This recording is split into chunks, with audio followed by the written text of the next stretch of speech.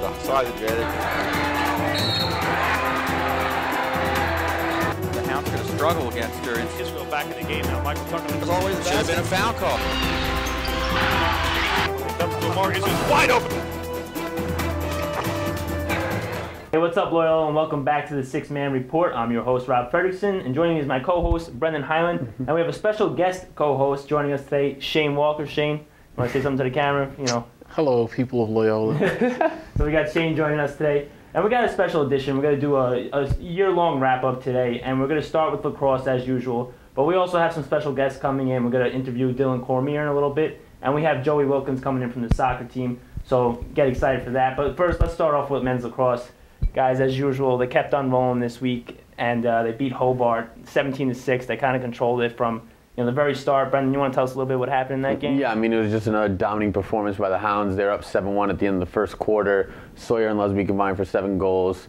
Davis Butts added 2 goals and 3 ground balls. I mean, they were really just dominant. Runkle had 8 saves. So they blew out a team that they should blow out, and now they're getting ready for Hopkins. Yeah, I mean, they're still undefeated, and, like we said, I think they're 12-0 now, I believe. 12-0, yeah. So, I mean, they're undefeated, and they're heading into Hopkins, and I believe Hopkins is what they're ranked? They're 10 right now in the country. 10th in the country. We're number 1, obviously. So, I mean, that's this Saturday at home. You going to be there, Shane? I'm definitely going to be there. I got my ticket like 2 weeks ago. I love going to lacrosse games. Just happy that another team at Loyola is doing well like we did. Yep. So it's always good to see Loyola sports doing well. And yeah, like I said, I'll definitely be there. Yeah, and this is the second sellout at Ridley following the inaugural game 3 years ago against Duke. And this is actually the largest pre-sale of tickets in history at Loyola athletic events. So, I mean, this was a pretty big deal for us. We like the Iona game for basketball. Basically, we sold out real early here. And Brendan, why don't you tell us who they're led by? Well, Hopkins comes in, like we said, 10th in the country. They're 9-3. They've lost 2 of their last 3, but they were losing to good teams. They're led by goalie Pierce Bassett and defenseman Tucker Durkin, both of whom are Tour-Town finalists.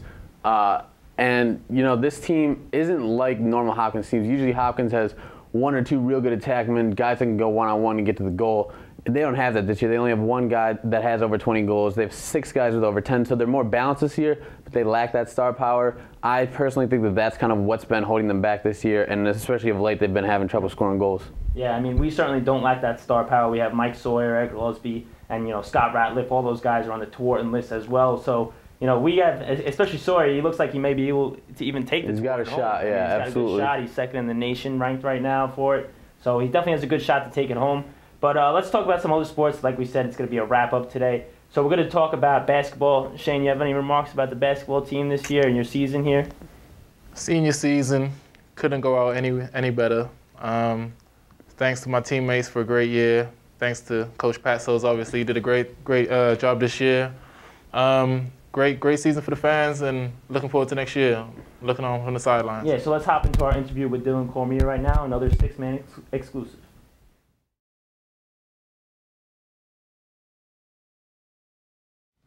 All right, so now we're here with Dylon Cormier, the sophomore guard on the basketball team, and we're just going to ask him and Shane a couple of questions together.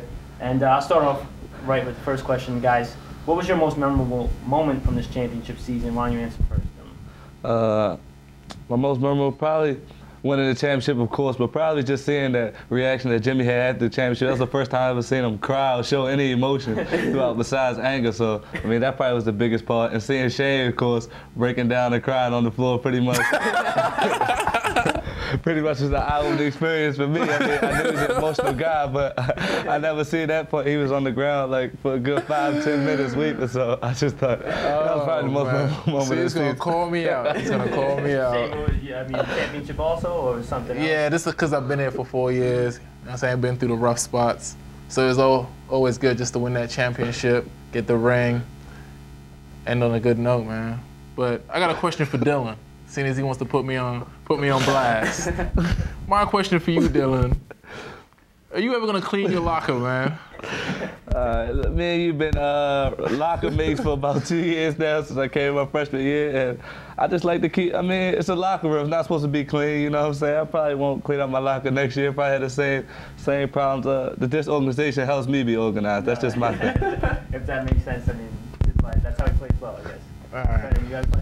Yeah, so my question, Dylan, how do you go into next season and how do you build on the success from this season heading into next season? You clearly made a big jump after your freshman year to your sophomore year. How do you continue that progression? I mean, obviously improvements is going to be difficult with the loss of Shane and Jerry. I mean, Shane, a big presence inside. But I think the hardest part, we just thinking about repeat next year. The hardest part about that is winning the first one. We did that.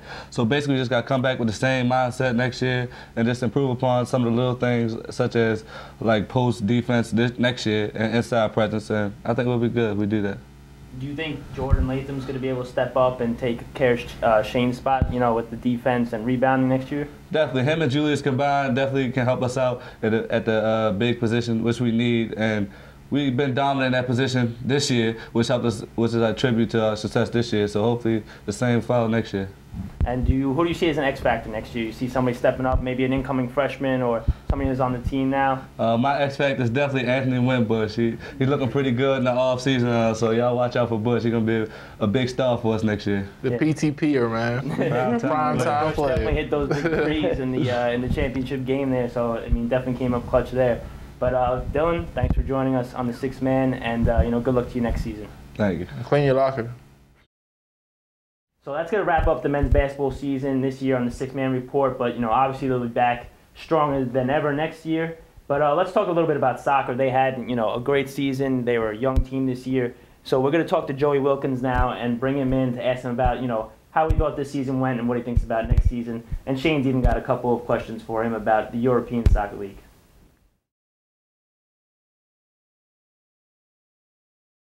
Hey, we're here with Joey Wilkins from the men's soccer program now. And Joey, you had a great year last year, but you're losing players like Kyle Whitman, your star goalie, and Waving Hugh was, high motor on offense there. How do you replace those guys? Is it going to come from the roster you have now or from recruits you have coming in, you think? Well, two great guys, kind of unreplaceable. But for goalie, we had Zach Kane. Unfortunately, though, we actually found out today that he tore his meniscus for the third time in a row. It's the same knee, I think, too.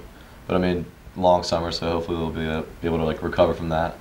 As far as Wade goes, I mean, Wade was just kind of like a little Energizer bunny. Mm-hmm. Didn't really stop running at all.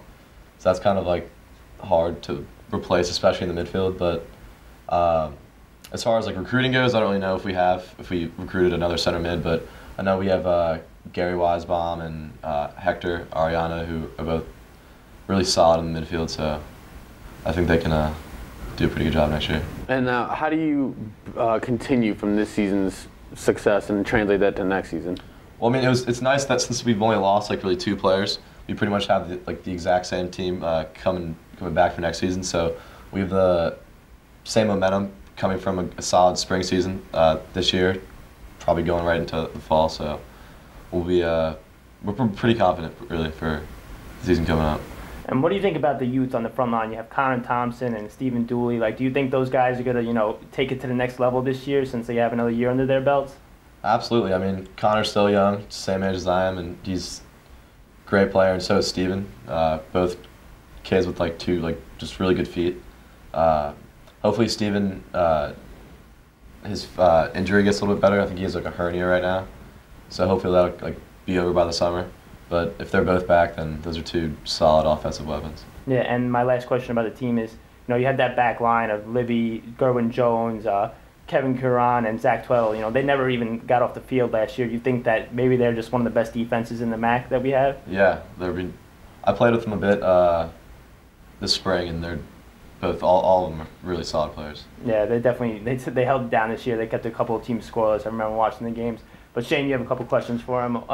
Loyal soccer related, what are you thinking?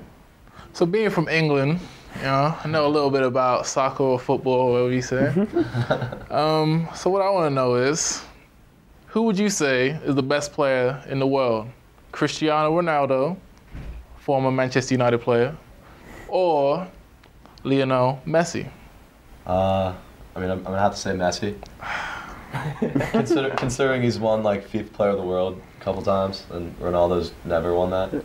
Okay. And he just broke. I think Messi just broke the all-time goal scoring record for Barcelona. He did. And if you really just watch them play and watch if they're playing against each other, it's just kind of obvious. But so what are the problems with Ronaldo? I just personally don't see it. I mean, It's like LeBron and Kobe. Like, you can't really. I mean, personally, I'm a Kobe fan, but I guess LeBron in this case is like Ronaldo, who's just struggling. Yeah, maybe like it's the whole attitude, respect. Because I hear Ronaldo doesn't really like to celebrate with his teammates when somebody else scores a goal. If you actually just watch when they were shooting penalties against Bayern Munich yesterday, like all the Real Madrid players were all like close together, like during like watching them shoot, and like Ronaldo's kind of off to the side. Okay. For Man U, he's my boy. Man U, he was Yeah. better than Beckham, maybe. Yeah, I mean. That's for later. Any other questions? That's Champions League. Who you got? Bayern. Bayern. Yeah. Solid pick. All right, Joey, thanks for joining us No on the Sixth problem. Man, and good luck to you next season. Thank you. Hey, what's up? So thank you, Joey, for coming on, and good luck to the soccer team next year. They have a really promising season coming up. But let's just talk a little bit more about the Johns Hopkins game. Like we said, it's sold out. So, I mean, unfortunately, if you didn't get your ticket, you're not going to get it now. But good luck to the men's team. Keep their perfect season alive as they head into the conference championships. And, who knows? Maybe it's a national championship year. But this is going to be the last episode of the Sixth Man Report for this year. And, Shane and I are graduating seniors. Shane, you have any last words you want to say to the fans and your friends out there? Just thank you. Thank you for being my friends, I guess. It's like, just thanks to faculty, staff, people of Loyola, basically, any alumni, anybody associated, people to Boulder, everybody. Just thank you for making these 4 years enjoyable. Just go Hounds, man, go Hounds. But we're not going to end it like that. This is actually Rob's last show. You know what I'm saying? He's a veteran. So I want to ask you, Rob, do you have any closing remarks? Anything that you want to leave the people of Loyola with? Absolutely. I mean, this has been a great 4 years here at Greycomm. I've been working here since I was a freshman. First week I got here, and it's been a great experience. I just want to thank Jay Dunmore for everything he's done for me. He's been my mentor from the beginning. Eric Strand, he's been there, and I thank this guy Brendan Highland here. He's been a good friend for the past couple of years. Steve Solano, Dave Gers, my friend Mike Valenti, who's been on every show with me of the Cover 3 since sophomore year. So I had a great time here. I want to thank everybody who works here, who's been involved in the TV station, and it's just been a great experience. And I'm glad to pass it down to this guy here. Brendan's gonna be back next semester or next year. Actually, he's going abroad to Thailand. But you'll see the Sixth Man again, and you'll see the Cover 3 again. So it won't be lost. And who knows? Maybe I'll come back on Skype one time. You will. Special guest appearance. Yeah, special guest appearance. Yeah, absolutely. But, this is our last episode of the year for the Sixth Man Report. Keep up with our teams. Go lacrosse. You got the basketball team had a great season. So I think as sports fans and super fans, we really couldn't have asked for a better year here at Loyola. But from the Sixth Man Report, I'm Rob Fredrickson. I'm Brendan Highland. I'm Shane Walker. We'll catch you next time, Loyola.